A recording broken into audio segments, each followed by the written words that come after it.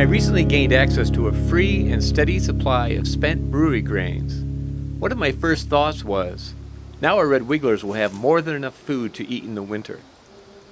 In winters past, without the steady supply of organic waste from the garden, it has been a challenge to keep the worms fed and their population growing.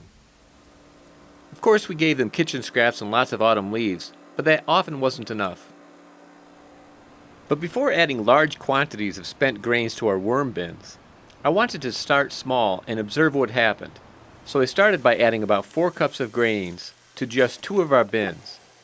And over the next couple of weeks, I'd check in from time to see what was happening.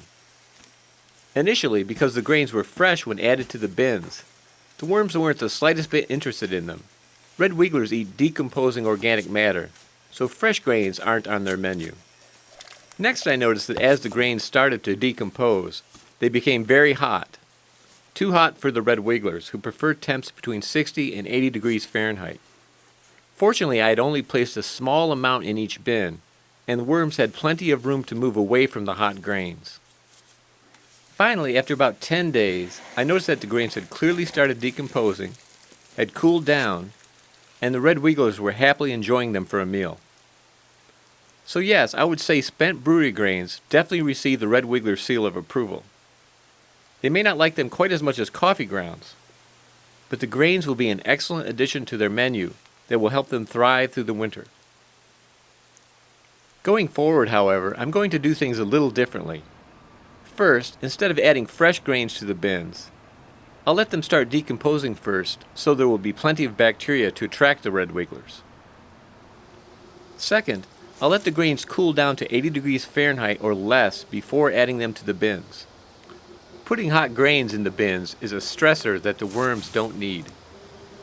And a large amount of hot grains could drive worms out of the bin and could even kill them. So for now I've decided on the following approach to aging the grains.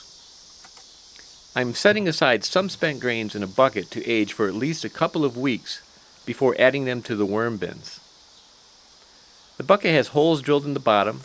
I put some wood chips in the bottom, add the grains,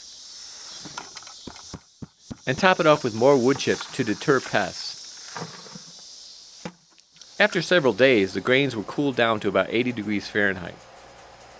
I'll let them cool off some more before adding them to the bins.